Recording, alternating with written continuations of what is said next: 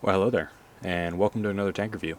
I'm Corny Swiss, and today I'll be looking at the IS-2 model 1944, a 6.7 battle rating Russian heavy tank. Now, as with all reviews, the parts of this review are timestamped down below in the description, so feel free to check out whichever particular part you want to see. But if you want to hear the garage portion of this review, let's get started. So the IS-2 was another iteration of Soviet heavy tank in World War II. The IS-2 is almost specifically designed to destroy Tiger tanks and Panther tanks and the improved German armor.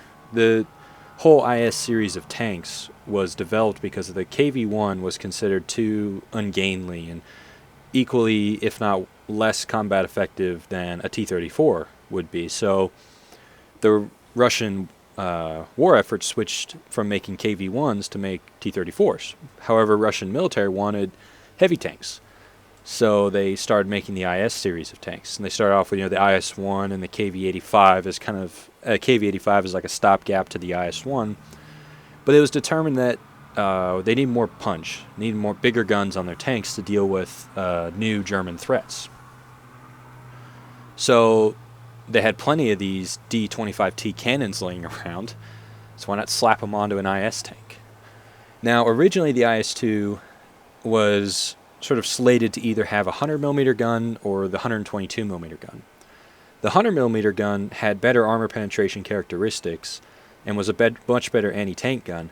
However, its HE shell wasn't nearly as effective as the IS-2's, as the 122mm gun shell, and the 122mm gun actually had serviceable penetration at range and was adequate in destroying.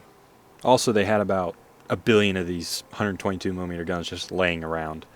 So it made sense to put it onto their new heavy tank, designed to break down fortifications and knock out enemy tanks. And the IS-2 we have in the game is one of the later iterations of the IS-2. You can tell primarily because the machine gun here is meant for anti-aircraft defense. I mean, one machine gun is not going to usually get the job done, but it's there. So this is a later modification of the IS-2 model 1944. Now, looking at the stats, Russian heavy tanks, as a general rule, are pretty quick. They may take a little bit longer to get up to speed, but they're certainly not slow.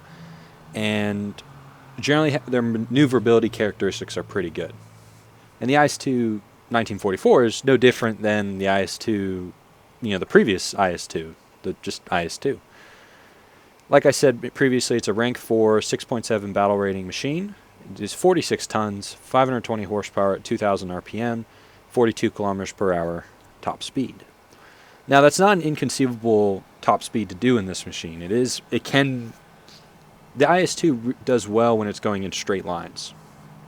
It doesn't turn particularly well. It can if you have enough speed, it power slides pretty good, but it actually goes very quickly in forward and reverse. It actually accelerates faster in reverse, which I find kind of amusing sometimes. So this tank is actually very good at kind of the peek-a-bang play style, where it's like you pop out, you fire, and then you immediately reverse, because it can actually reverse really fast, just like a lot of the Russian heavy tanks. 41 degree maximum inclination, 11.9 degrees per second turret rotation, so that's all right. It's not good. It's on the below average side, but it's serviceable. A lot of times with this tank, if the gun's not pointing at the target, it's very unlikely you'll be able to get a return shot off. But it's just, I don't know, you can live with that. With the IS-2, a lot of times, in my opinion, if you're playing it properly, you're not really being surprised, if that makes any sense. You're kind of being the aggressor, picking out targets, because while you're reloading, you have so much time to just look around. So it's, in my opinion, I usually struggle to get surprised by tanks or by enemies when I'm in a tank with a long reload, just because I'm looking around and stuff like that. I'm not planning my next shot. I'm deciding what I'm going to shoot next, but I have extra time to just kind of do whatever I want with it. 3 degrees of gun depression, pretty bad, but it's the same across all the Russian heavy tanks, and by now I think if you've played the IS-2 and the IS-1, you're kind of used to that. 20 degrees of elevation, 20 degrees. It's not bad. I think it's average. But elevation isn't really what gets the job done. The depression is what matters, and all the Russian heavy tanks struggle with gun depression. But it's primarily because, as a whole, they're relatively low-profile machines when it comes to heavy tanks, and there's just not a lot of space for that breech to move up and down. So, let's talk about the armor, because this is a heavy tank. Now, the key difference between the IS-2 and the IS-2 model 1944 is the front plate. As you can see, instead of having sort of the stepped design where it's very slanted here and then it goes straight up, it's just a full plate that's slanted backwards. And it's 120 millimeters, which is pretty good. So let's bring up the armor profile. Bam. Alright, so this front plate is 120 millimeters. Thanks to all of its sloping, it's just over 199 to well over 200 millimeters of armor. This driver's hatch is actually really, really sneaky. The slit right here is basically armor thickness. It's 128, 120. We're starting to nitpick there. It's basically the raw thickness of the armor. Above it is 300 millimeters. It's actually much thicker. So if you have to shoot this front hull, don't shoot near the driver's hatch. It's too likely that you'll hit this upper part and not this slit here. So just shoot the lower part. It's 200 millimeters. That's still a tough task, but it's certainly doable with a lot of different guns at close range. But at long range, the upper glacis here is actually very sturdy. It's very sturdy. The lower plate is 100 millimeters. It is sloped back, but it's not really. 120 some odd millimeters, certainly an easily pennable target. But it is, in War Thunder, in my opinion, it's very rare to hit lower plates. And the lower plate on the IS-2 isn't necessarily a kill shot. It'll certainly set the tank on fire, and we'll talk about that. But a lot of times it's much better to shoot for the turret. IS model tanks, I almost always shoot the turret. Now, in the IS-2, it's a little trickier, right? Because you have the front of the turret, which is 100 millimeters. That's really not very thick. All right, but then you have this second mantlet here, which is 100 millimeters as well. So you basically have a strip on the right side of the gun that is 200 millimeters raw thickness. Now, it isn't really sloped that much because the front of the turret is actually pretty flat right here. There's more space than usual that is raw thickness of 100 millimeters. As you get closer to the gun, you have this bracket around the base of the gun that's 200 millimeters thick, so you're not likely to penetrate that. And on the other side of the turret, it's 100 millimeters, and this secondary plate doesn't cover hardly anything. All right, so that's kind of critical, but 200 millimeters of flat armor is not undoable. German guns, especially Tiger IIs, will certainly be able to handle that. And a lot of times with IS-2s, the shot I aim with AP is almost always to the right side of the turret, even though that is the thickest part, one of the thicker parts of the turret. Simply because it just works. At medium close range, you can penetrate the face of this turret. And with most tanks, if you penetrate the face of the turret, a lot of times that knocks the tank out, or at least critically damages it to the point where it just can't return fire. It has to retreat, or it dies on your next shot. So shooting the face of the turret is a better option than shooting this hull. Now, I did say that this hull is about 200 millimeters or so down on the lower part. It's 200 millimeters, but it's also sloped back at 60 degrees. It might just bounce because it's 60 degrees sloped, right? And this side armor here, yeah, it's 90 millimeters, but it is sloped, and it is almost 200 millimeters. So it's almost like, yeah, this is 200 millimeters, but it's not. It is 200 millimeters, and it's not sloped at all, 1 degree. So just shoot it. A lot of times with IS-2s, I feel like you just shoot it through the right side of the turret, or the left side if that's what you have. But when we flash up the interior components, you'll see what I mean. Now, the side armor, it has a 90 millimeter strip going all the way down the upper part of the hull, starting on the shoulders of the front, all the way back around. Lower part of the hull is 90 millimeters as well, but it's in like a kind of a separate plate. And you can see there is actually some overlap on the side. About half of this plate is also covered by 90 millimeters of the actual sort of hull armor. All right. So then we come around to the turret. The sides and rear of the turret is all 100 millimeters.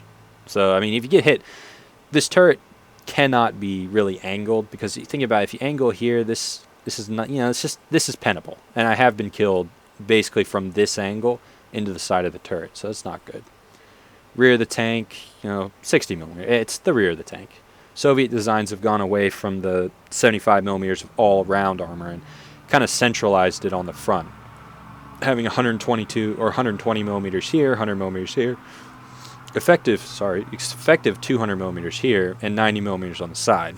Right, so there's a shift of armor to the front, and that makes sense. These tanks are meant to go forward, not really to be just an all-round durable machine. They do well in the attack, and hopefully that's shown in more of the replays. So let's talk about the gun, because the armor's it's good, it's fine. Honestly, I don't think the armor's bad. I hesitate to call it like great armor, but it's good. It's fine. This upper plate gets a lot of sneaky bounces, and this turret can be weird enough to get bounces sometimes if they hit the top of it, because sure, right in this area it's 200 millimeters, but once you go up a little bit, both of those plates start getting sloped out and it becomes unpennable. So, and it's also, I've noticed that it's actually pretty difficult to penetrate these side bits here. A lot of times it's just sloped so hard that the shell just bounces. So this tank is actually fairly durable from the front. Now, German APCR rounds will deal with it, and the AP rounds can deal with it at medium to close ranges.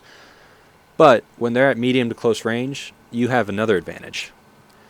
You have a 122 millimeter gun. Now, the base ammunition you get with this 122 millimeter gun is an armor-piercing high explosive shell. Now, this is one of the things I love about the 122 millimeter gun. It gets these APHE shells, and I just love APHE shells. I think they're the most effective shell in the game at destroying tanks, primarily because, one, they're armor-piercing, and two, they explode.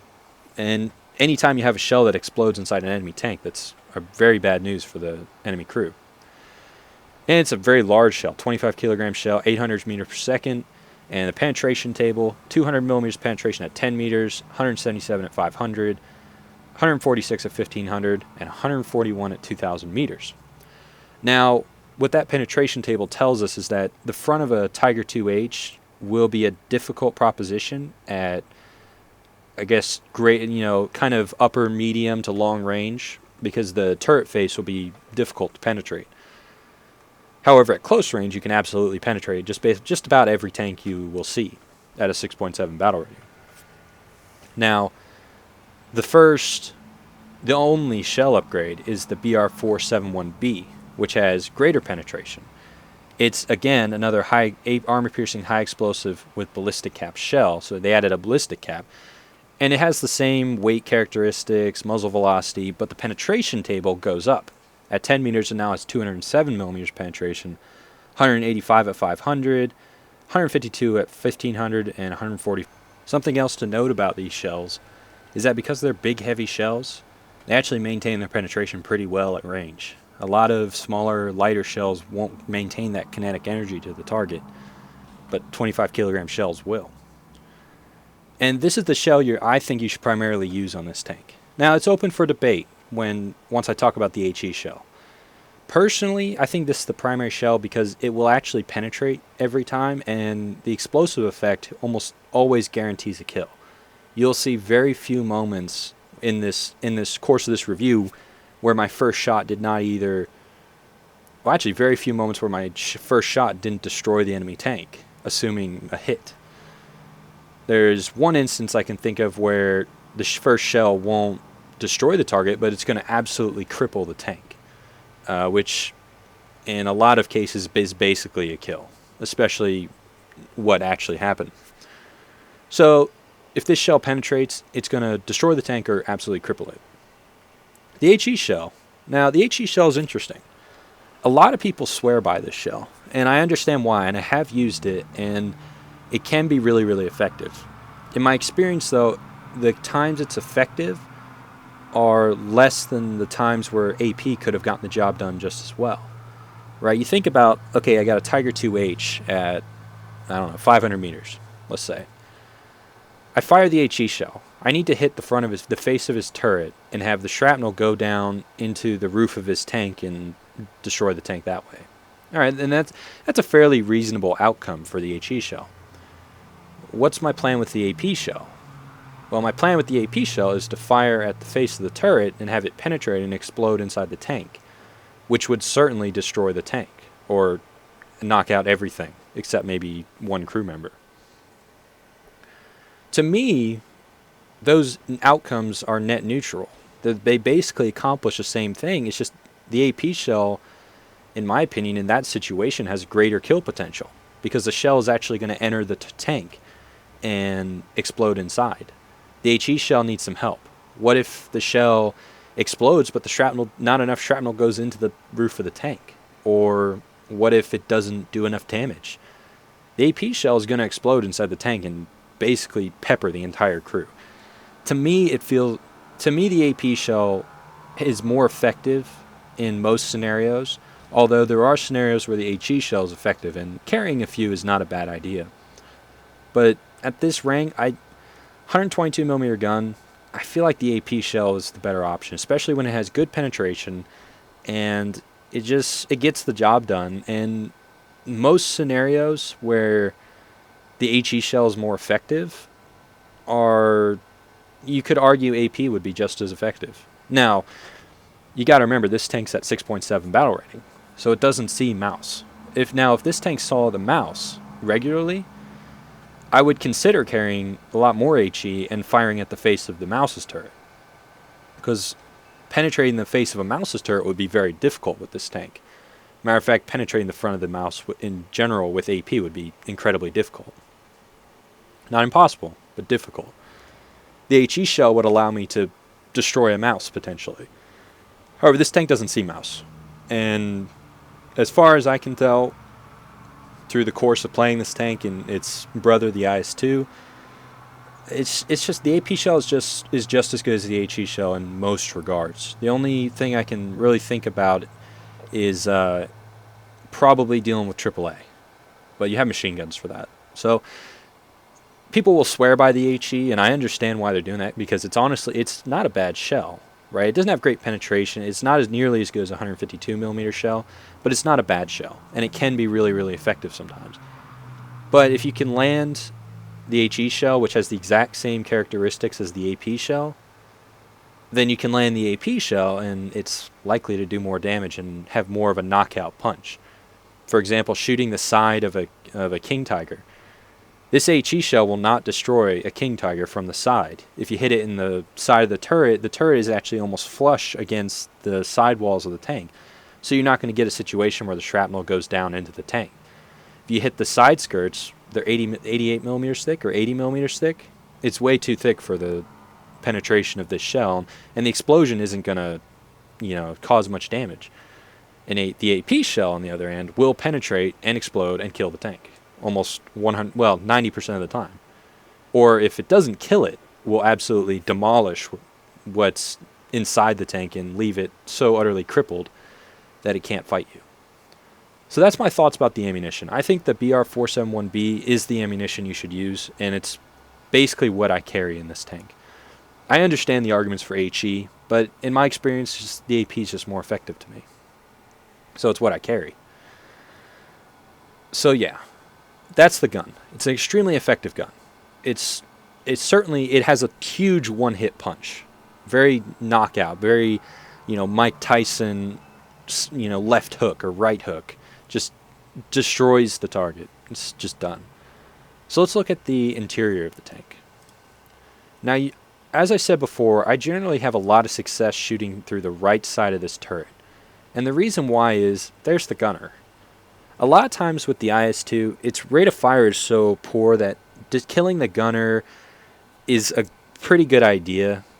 It's just you don't want this gun to fire at you. So you want your first shot to just make it so he can't shoot at you. Well, the best way to do that is either knock out the tank, or kill the gunner. So a lot of times I find myself shooting through the right side of the turret, and actually in the back of the turret is where a bunch of ammunition is stored. So that's not a bad place to shoot. The turret is just, on a lot of tanks, well, especially a tank with only 4 crew members, a driver, a gunner, a loader, and a commander, killing 3 of the 4 crew will basically knock out the tank, if it doesn't just straight up knock out the tank. And there's a bunch of ammo in the back of the turret, so I guess if you have the side of the turret, shoot the back, shoot right here where the breach is, or even shoot the side of the hull here because there's just ammo here. The driver's got a pretty tough job here. He's got fuel tanks on either side of him. So if you do penetrate the lower glacis, you'll set this thing on fire. But a lot of times a fire isn't necessarily what's going to do this tank in. It's going to probably be an ammo, or just ammo rack, or just the crew all dies, because they're all three of them are in here. And generally, if you're engaging this tank, shoot the side of the turret, shoot the front of the turret, shoot the rear of the turret. That's how you're going to knock this tank out really effectively. Now, let's say you don't have a good shot at his turret, or you're not having success. Keep doing it, because you don't want to shoot this upper hull here. It's just very likely to bounce. If your first shell bounces off the right side of his turret, shoot the left side. It's way easier to penetrate. You'll hit the loader and you'll hit ammunition behind him, so that'll be an issue for him. Obviously, the engine's in the back here. You got the radiator, you got the engine, you got the other one, you got the other radiator. You got transmission way in the back. So as you can see, the middle of the tank is basically reserved for crew and ammo, and this is where you want to shoot it. This area here. Normally, I'd say don't bother going for the hull, because let's say you're firing, don't go for the side of the hull. Yes, it's the easiest to penetrate because it's only 90 millimeters versus 100 millimeters up here. But if your AP shell penetrates the side of the turret, you will destroy the tank, because there's 3 crew members here, and the tank can't operate on 1 crew member. Also, there's a load of ammo in here. You have this sliver of ammo here, but it's kind of a tough place to remember. You got some in the floor, you got some here, but crew are right here. And, let's say he doesn't die. His gunner is probably dead or wounded. His loader's probably dead or wounded. And the commander's probably wounded or dead. Probably one of them are still alive, but it's probably not the gunner. Even if you're shooting from this side, you probably hit the cannon breach. So just shoot the side of the turret on this thing, and you'll be okay. And that's pretty much what you're working with the IS-2. It has 2 machine guns. You have a 30 cal and a 50 cal. 50 cal doesn't have very much ammo. 30 cal is coaxial right here. And it carries 28 shells. So, yeah, not a ton of ammo, but that's enough to get a job done. So as a quick overview, front of the tank is pretty strong. The armor's pretty good. The turret is generally your weakness.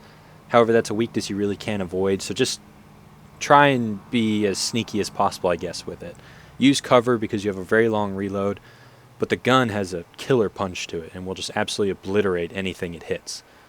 So, with all that being said, let's move on to the replay, shall we?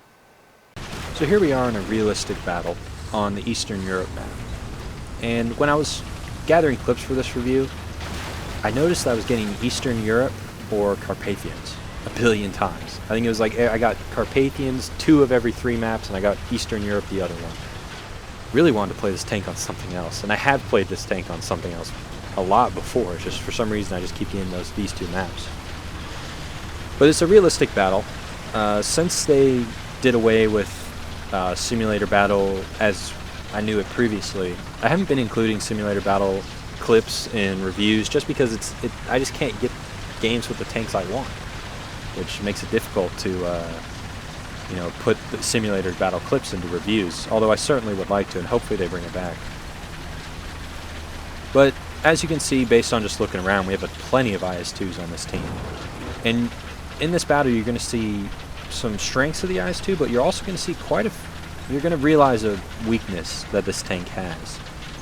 A weakness that can be dealt with, but when the other team plays properly, specifically German tanks, it kind of glares its ugly head and comes to the forefront.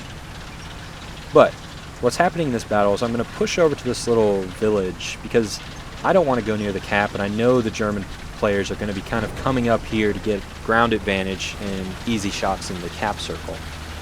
Using my binos to kind of scan around, and I'm basically just going to lay up in this village and wait for the enemy, or at least wait a couple minutes to decide, do I want to push up, what do I want to do? Take a hit from a Panther, but my shell has a hell of a lot of punch, and it looks like his shell did no damage to me. It likely skipped off my turret, and my shell goes right through his upper glacis and causes him some serious issues. And lo and behold, here's another Panther. He hasn't spotted me. And I'm reloading, so it's going to be very difficult for me to kill him when I'm not loaded. But he doesn't go far enough forward. I put a shell into him and he dies. And now there's another enemy tank showing up. I believe it's a Sherman Jumbo who's come to the party, but he also has not seen me. And in realistic battle, I kind of like the idea of tanks that have very high one-shot capability. Tanks like the IS-2 who have big, powerful guns, that if you don't spot them and you don't get the first shot, you're likely dead if they get a return shot. And there we go, right through the side of the tank, knocks him right out. Nope. Here comes a Tiger 2P. Now I'm reloading, so I'm trying to, honestly I'm being still so he doesn't really see me. But nope, he's seen me. And I'm going to start backing up aggressively because I can back up really fast and try and avoid his shot. He fires, but then stops. He really shouldn't have stopped. I send my shell right through the face of his turret, sprays and just kills the entire crew, except I believe the commander who got wounded. So, there you go.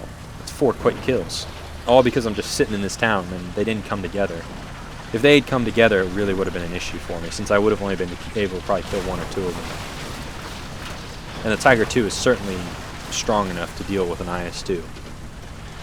And even at close range, he can certainly penetrate the front of my turret.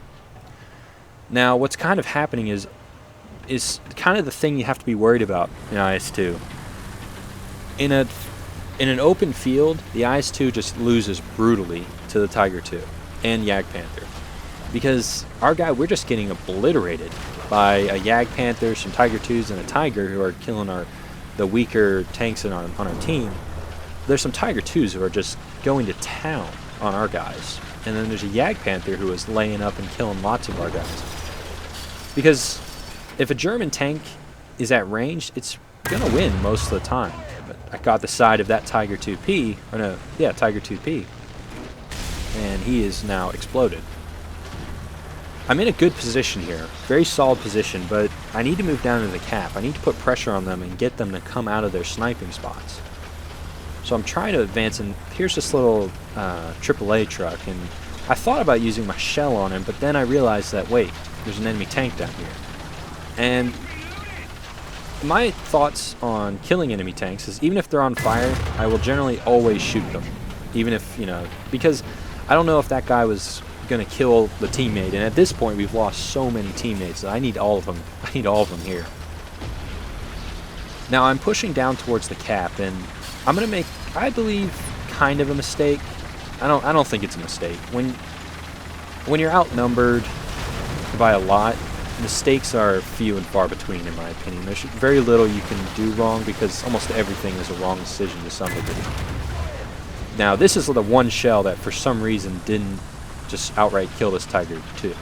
It's a Tiger 2H, and it set him on fire, killed his driver, and he has no idea where I am. So I'm just kind of hiding out over here waiting to reload. He's actually moving forward, and we're going to be able to pull back around this corner and give him a good shot to the ribs.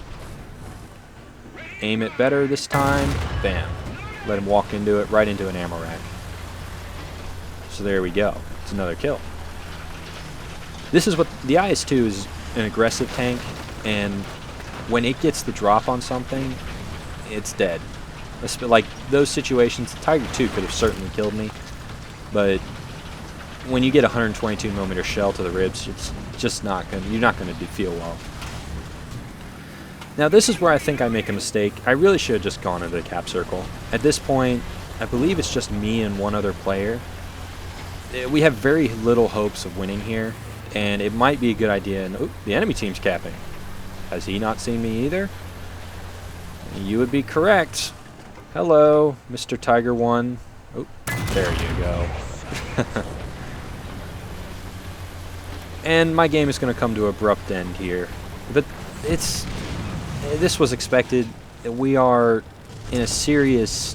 It's a serious problem. I was the last tank on our team still fighting, and we had to go, scored 8 kills, but the issue that this tank runs into is its rate of fire is just so inferior to the Tiger 2 that at range it suffers, and in these close quarters brawls, a lot of times the front of a Tiger 2 can be really effective. Now let's move on to the next replay, shall we? Here we are in a realistic battle on Carpathians. and this is the map I kept getting in this tank. And you're going to see kind of what this tank's really good at. That is being aggressive. Not using your time to There's two types of situations you'll be in when you're reloading your gun. The first one is you're reloading and there's enemies to your front and it doesn't make any sense to advance, so you back up behind cover. Or you have no cover and you move aggressively forward and try and get around tanks and use your speed and just the momentum of this tank can create to cause issues. And you're going to see a little bit of that.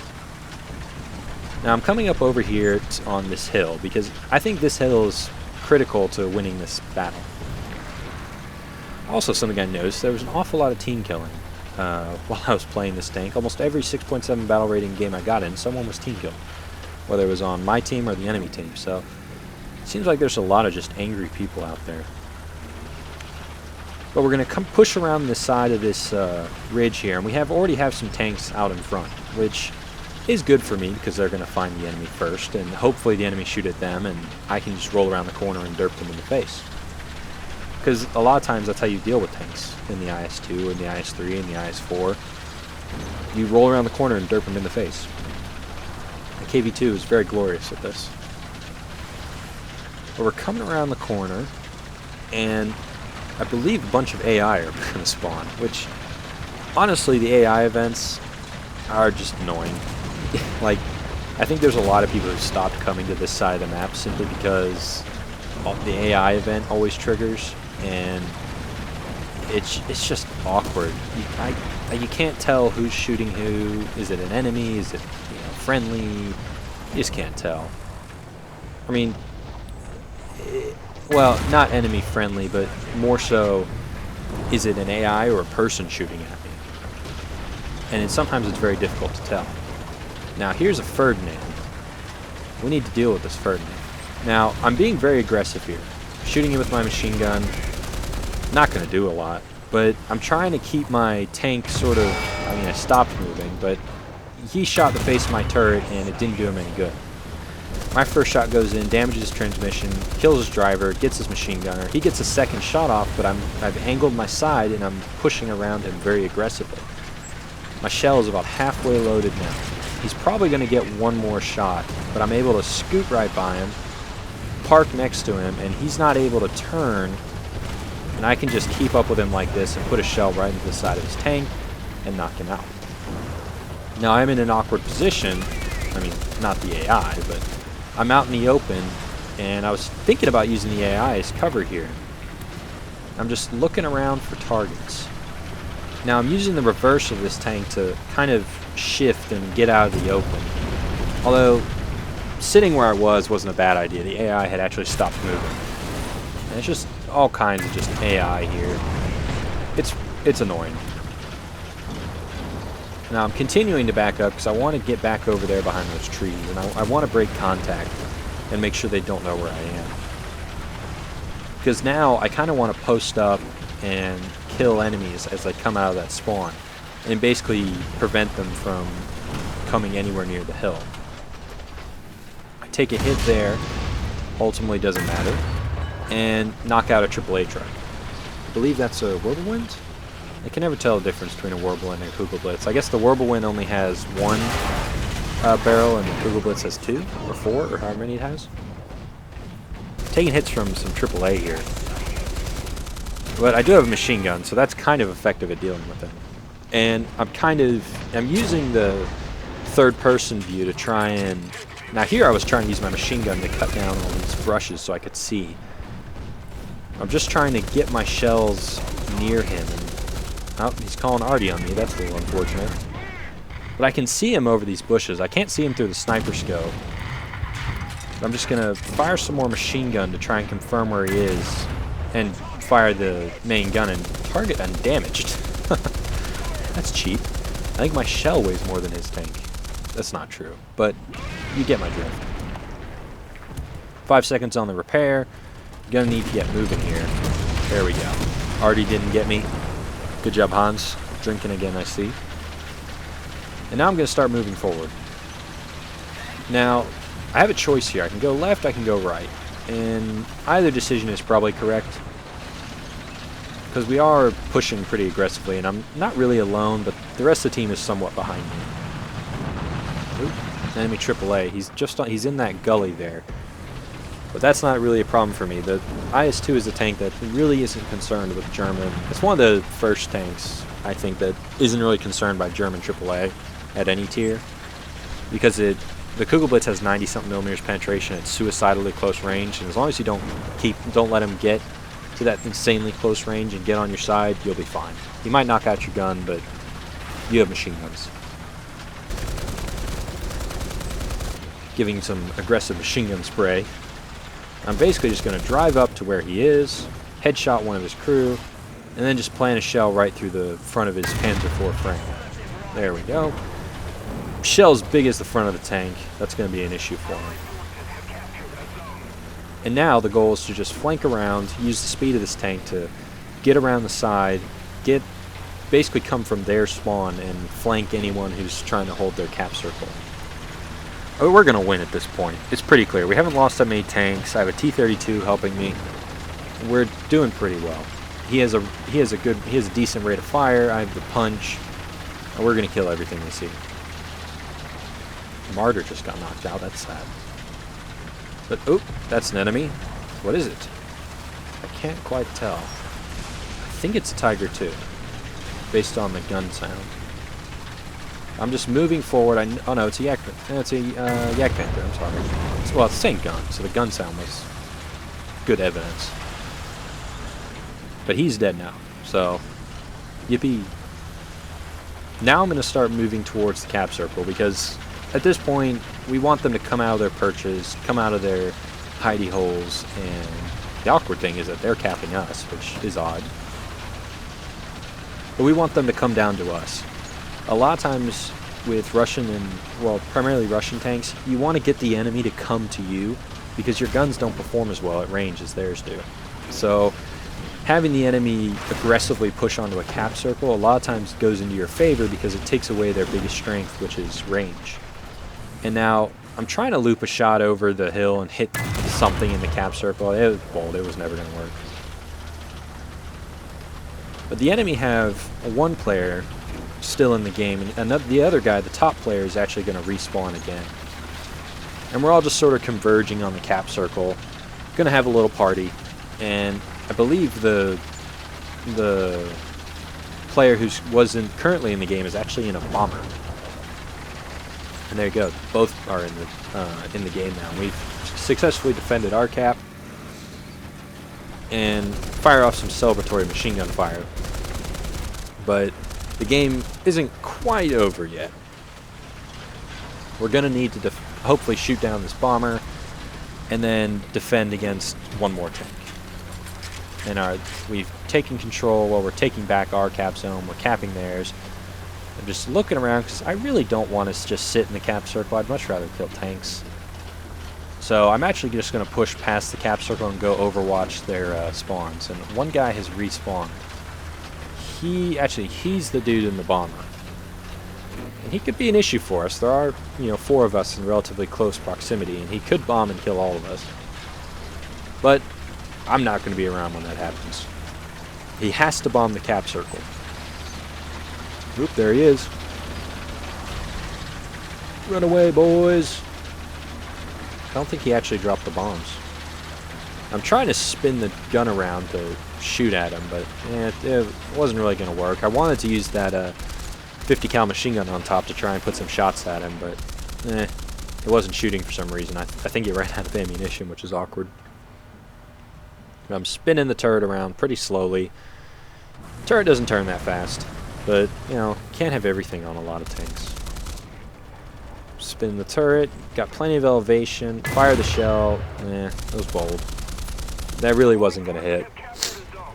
We've recapped our zone, and now we have a TU-2 actually who's going to shoot down the enemy bomber. I mean, gets set on fire in the process himself, but at the end of the day, we have a lot of lives, I guess, to spare. We're not hurting for spawn points here. We're capping them. Their last guy is currently falling out of the sky, and I believe he will end up respawning. So I hope this replay and the previous replay I've kind of shown you what the IS-2 does well. It packs a huge punch, and in the current game mode, the current realistic game mode, that's actually pretty good, because a lot of times... Oh, he didn't respawn. That's sad. Oh, so sad. Oh no. Machine gun fire, celebratory.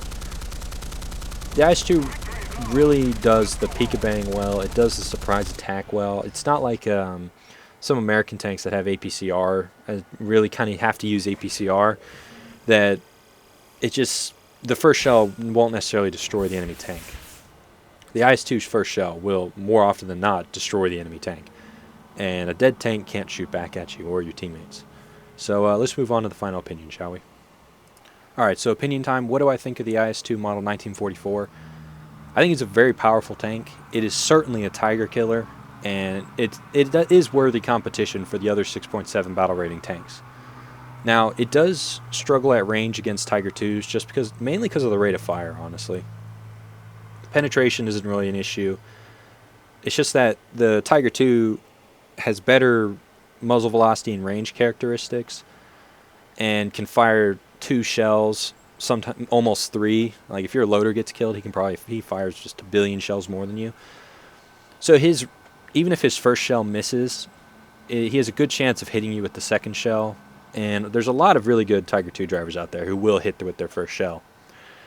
You almost have to hit with your first shell, but if you hit him, he will die, or at least be severely crippled. It's a pretty quick machine. The armor's decent from the front, and the gun packs a serious punch. So it's certainly a solid tank, and not a tank you should dread playing. And it's more practice with the 122mm gun that you're going to use on the IS-3 and the IS-4, both of which I think are pretty good tanks. And the IS-2, to me, this tank feels more... It's difficult. I want to put it in the medium-heavy hybrid, but it's kind of not. It really is a heavy tank. Now, the IS-3 I've always kind of thought of that way, but I'm slowly coming around to the idea that these are heavy tanks, and they're really... It's just that they're aggressive heavy tanks, I guess, is the category they should be in. The IS-2 is a great attacking tank when you can use cover and things like that to protect you in between reloads, or you have teammates with either more IS-2s who just kill everything, or something with better rate of fire, like a T-44 or something like that. Primarily because... And a platoon of IS-2s is actually super effective, because you will probably kill multiple tanks in the first sort of salvo from these guns. So, yeah, I guess the IS-2 gets the stamp of approval. I like it. It's a pretty fun tank, and I'm sure you'll enjoy it as well. So that'll be it for this review, and I want to thank you guys for watching. If you have any questions, comments, concerns, drop them down in the description. I'll be more than happy to read them. If you have suggestions for other reviews I should do, also feel free to put them in the description. And have a good day. I've been Corny Swiss, and I'll see you next time.